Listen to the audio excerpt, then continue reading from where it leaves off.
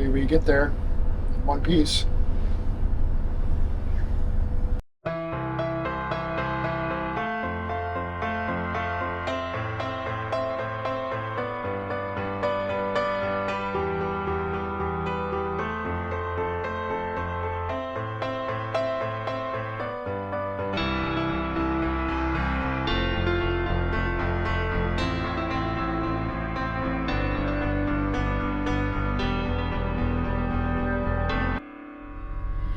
It's morning. We have been at Anchor visiting family and taking care of some things like, I don't know, broken toilet pump. We haven't taken care of it, but at least we have the part. We are starting our trek out of Connecticut. We are headed over to Fisher's Island maybe, or else straight up to Marion, right outside of the Cape Cod Canal.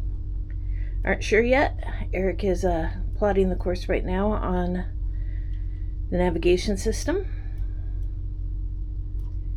It would be about 5 hours, we think, to get to Fisher Island. He usually has a course that's faster than mine because I'm always worried about rocks. And then another 8 hours to Marion, which it's got another name too. I'll figure that out.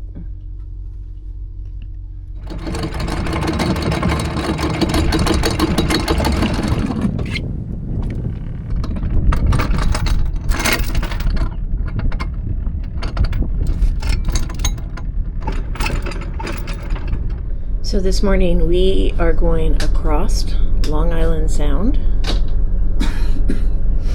and our first thought was that we're going to stay at Fisher's Island. We are thinking East Harbor. Could change depending on wind. Our wind today is not bad. It's 5 to 10, and let's just kind of see what happens during the day.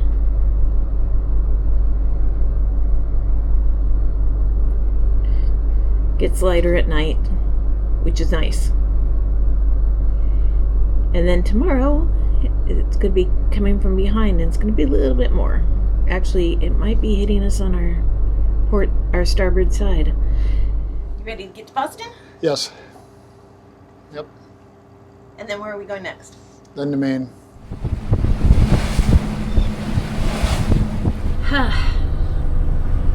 Beautiful day. Are you excited about going to Boston? Yep. It's a different place. We haven't been that far north. Nope. It's all new, huh? Yep. It's all new. See this little boat here? We didn't see it till just minutes ago. It doesn't have AIS, and it's really small even on the radar.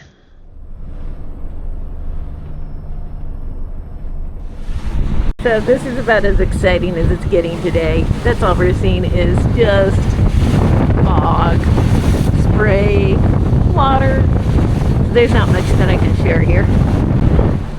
Keeping a close lookout for boats. Yeah, because it's kind of tough to see them, huh? Yep. So we got the radar on. Well, that one little boat didn't even show up with radar. True. We are coming into Fisher's Island. This is the western tip of it. We have a cute little island over here. And another one over here. So we're just coming between Fisher's Island and these other little islands on this side. We have our markers that we're staying between, our reds and our greens. There's quite a few cute little, you see those crab pots that you just... Yeah, these crab pots, they get you the last second. And we better get better at it.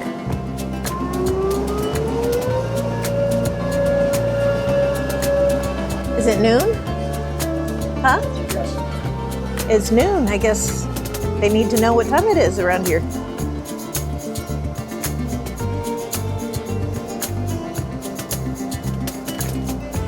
That must be the first anchorage.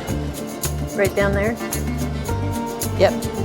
Okay, so that anchorage there, which you can barely see because of the fog and rain, that is the west anchorage.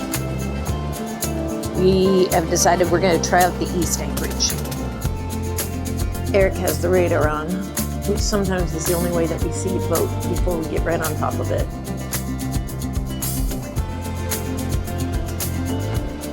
There's a few boats that are anchored in there. Back in that corner.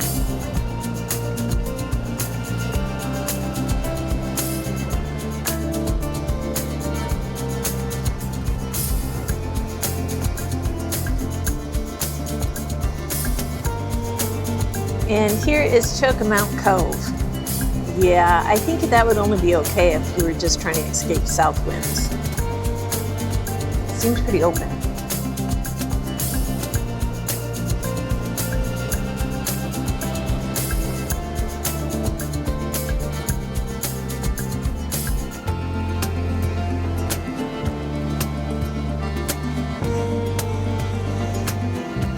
And here we are at East Harbor. So Eric didn't go between the red and green marker because he has decided that we are going to go over here to anchor. No pressure here. We have to avoid that rock and those rocks.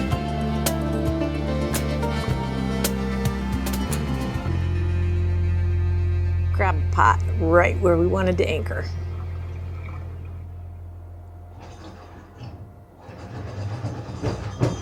So we have a chain stopper, and Eric is holding that chain stopper so that the chain doesn't catch it. We are right next to a golf course. They said that in the book, but I didn't think it'd be this close. Nice tight little space. Here's what it looks like on Aqua Maps. Dang it, we weren't stuck.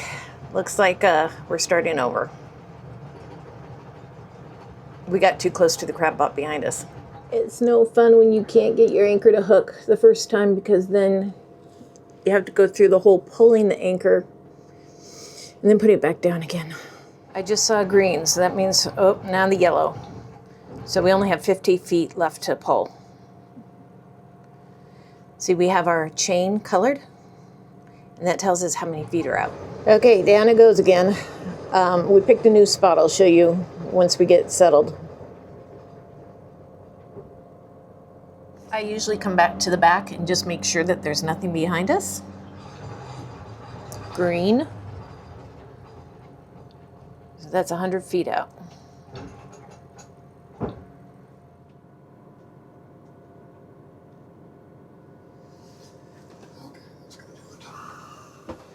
Okay, I guess I did it. Thank goodness.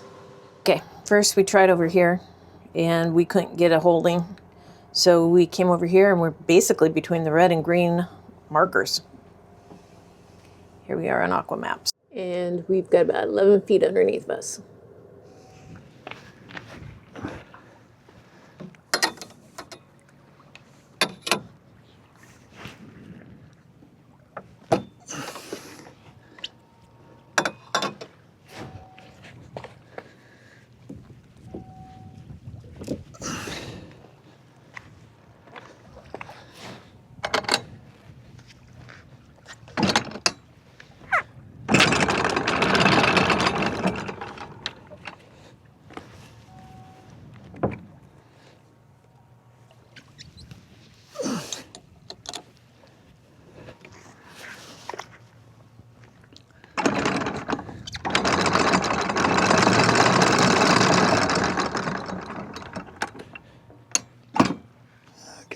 We get lots of questions on our anchoring and our setup here, so Eric's going to explain it. Okay, well, so the boat came with the Rockne anchor, which is the best anchor I've ever had on a boat.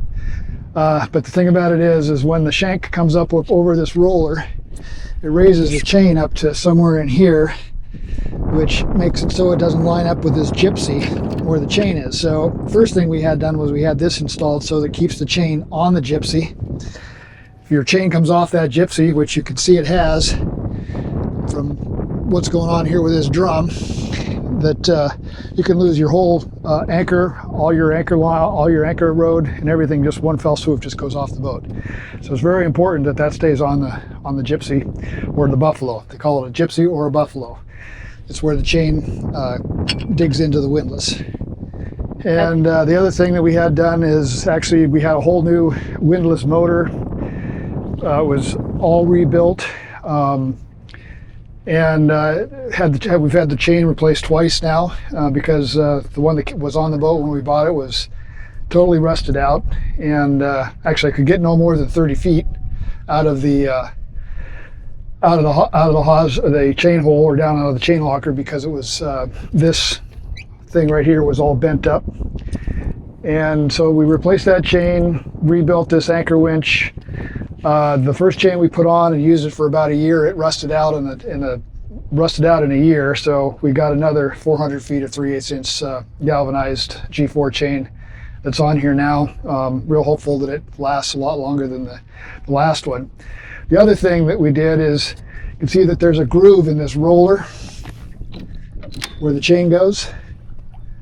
That groove was so tight that the chain was binding up on it, so that when the anchor hit the bottom, it would just bind up and the chain wouldn't go out anymore. So I had a machine shop in Solomon's, Maryland, widen that groove so that it now falls freely the way it should.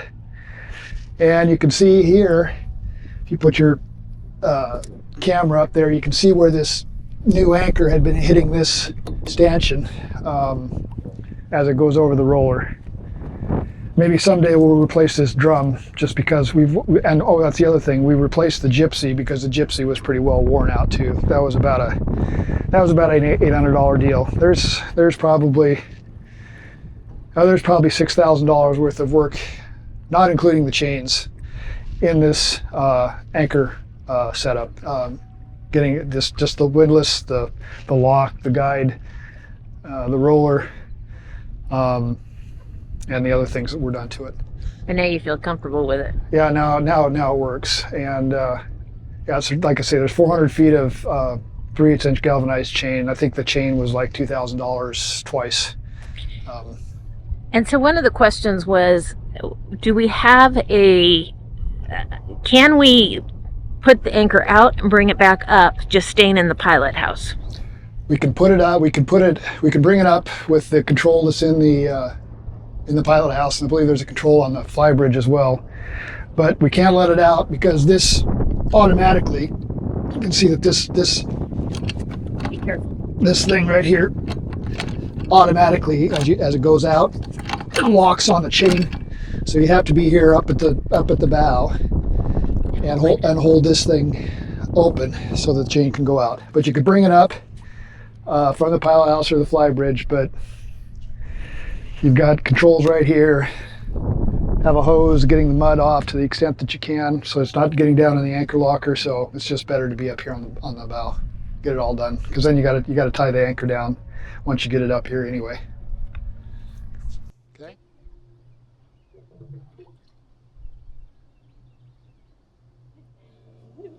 Erica, trying to figure out. Yeah, we're in all new waters. Never been this far north before on the East Coast, and so we're reading about Buzzards Bay and the canal, we're going to figure out a way to get how we get to Boston from here. And it's foggy. I can see why many boats have 2 radars on their masts. Too bad they took one off for satellite TV. What nuts? They left the wiring. On this boat, and Anyway, the radar's working just fine. The single radar is working just fine, but we hope it continues to work. If it doesn't, we won't be going in the fog. We're going to find it. Yeah, yes. I don't know what we do if the fog sits in when we're moving. I guess we use our plotter to get to a place where back in the day they didn't have plotters, so you would be totally messed up. Remember the first boat I had, which was a runabout that had a plotter on it, we were running it in the fog, and I was thinking, oh, this is pretty nice. So we do have an out, although it's not as safe as with radar, because we have people that say that radar is the truth. Radar is the truth.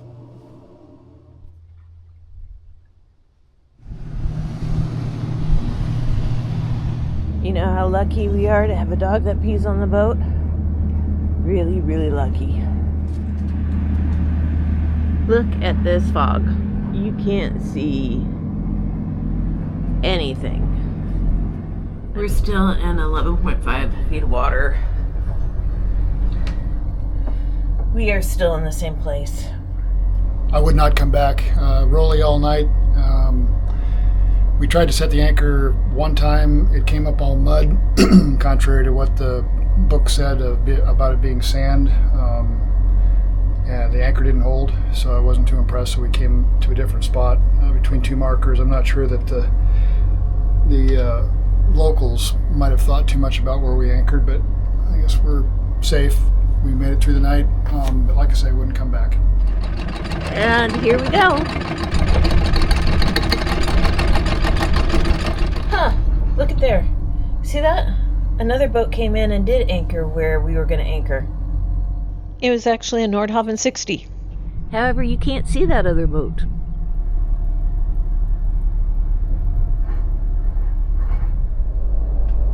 Today we're leaving Fisher's Island. We're going to cut through Lord's Passage, and then we are headed up into Buzzards Bay, and we are going to anchor up here. Should be about 8 hours, and we are leaving at 6 o'clock in the morning. We are headed out. Can't see much. Guess we better get used to this.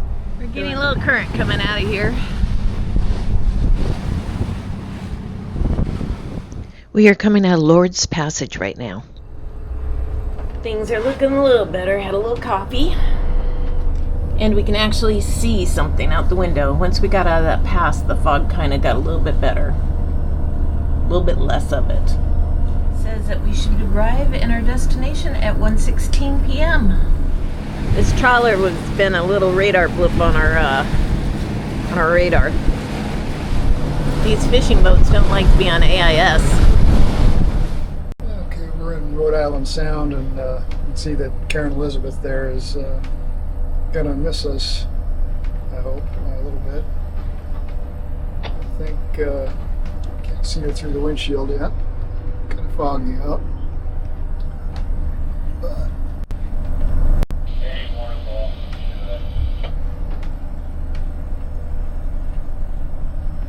it's now saying 484 yards. Before it was like 30, 100 meters. So anyway, looks like we're gonna miss. I don't know if you can see her out there, but there's Karen Elizabeth. Looks like she's a fishing boat. Crab pot's an issue?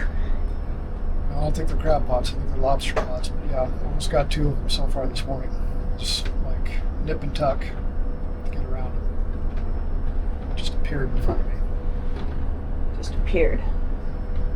So You're gonna leave me alone up here. straight, keep your eyes dead ahead, and kind of, don't worry. Only take your eyes away, dead ahead for very, very short periods of time, because they come up on you quick. Okay. You see the boat? We're at 175 yards from them. So yeah, no AIS. We don't know what he's got behind him. Check this out. So this one's like quickly going in front of us. The other one's going in front of us. You can't be pulling any lines. So this right here is Northern Lights, right next to us. Huh. Don't zoom yet. There they are. They're right over there. We are just now getting close to our anchorage. We are in Buzzards Bay, and we're starting to be able to see. Okay, so on our navigation stuff, it had some kind of anchorage like right over there, but we aren't seeing any other boats anchored.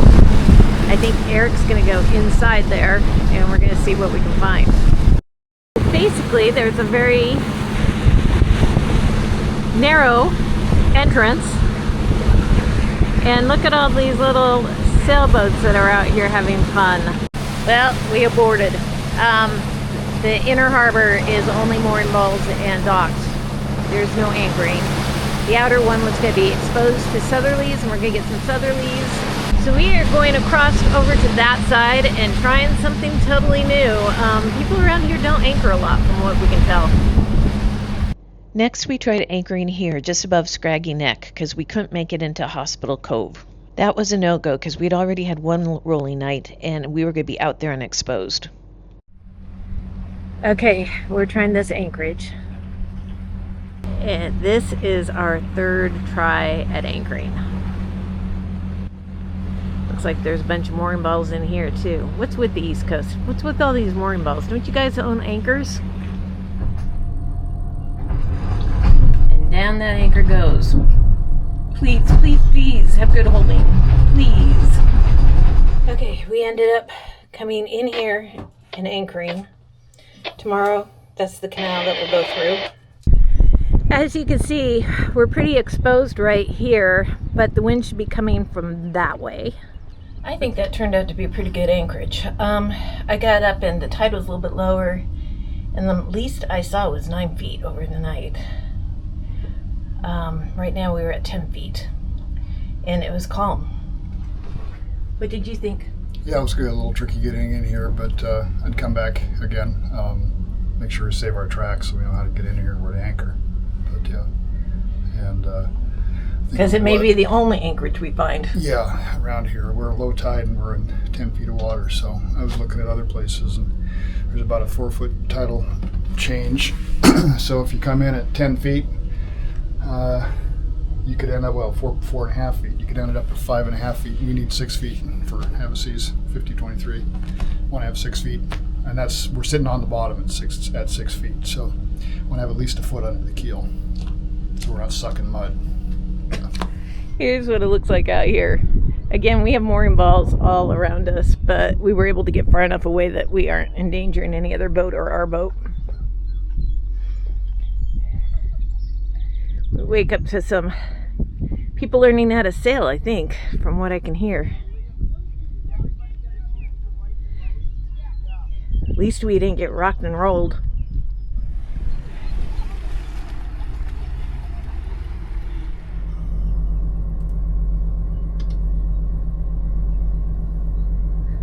It's foggy again, so he's putting on the radar.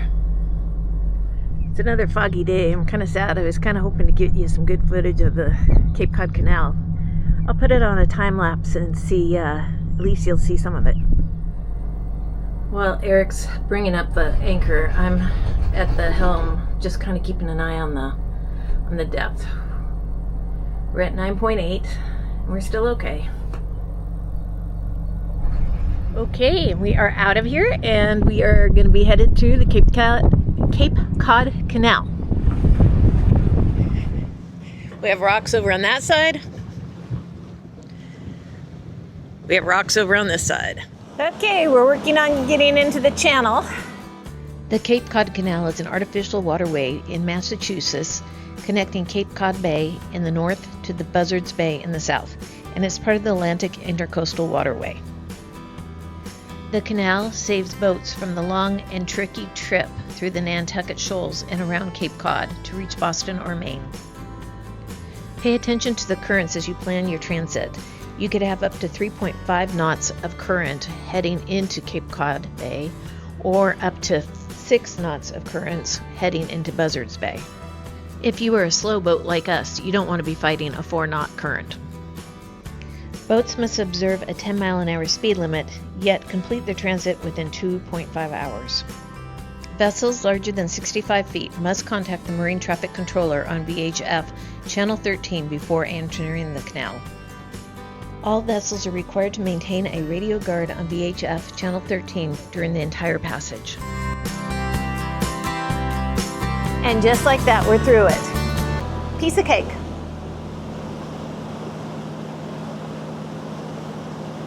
Check it out. We've got some kind of ferry. Maybe it's some kind of tour.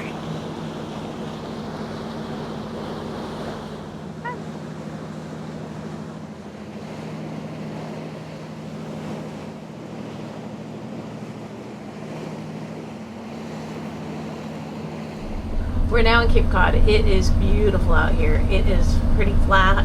There's hardly any boats. We are dodging a few crab pots or lobster pots. I don't know what they are, but it's just gorgeous. Okay, we're coming into Boston. We did see Boston up there. So we're getting close. What a beautiful day. It's just been gorgeous. We have been avoiding these pots, but at least they've got them nicely bright colored and flagged, so we've been able to spot them pretty quickly.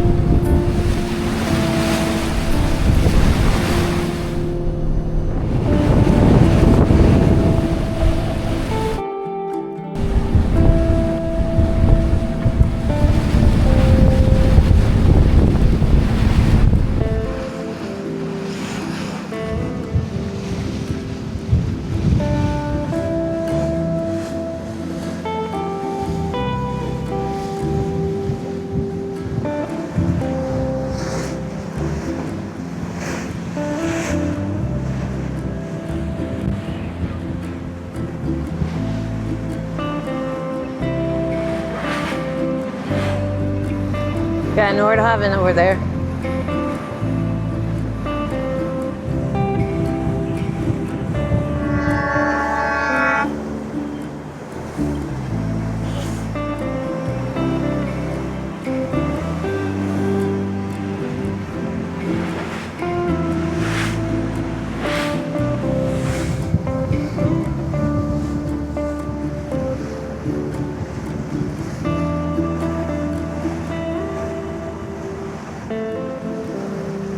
Look at how cute this town is. This is adorable.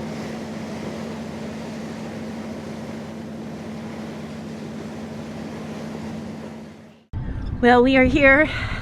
Friends are letting us hang out at their place, and we're here going to visit family, so we're going to be bugging out. Join us in the next episode as we arrive in Maine. Please click like and subscribe to our channel.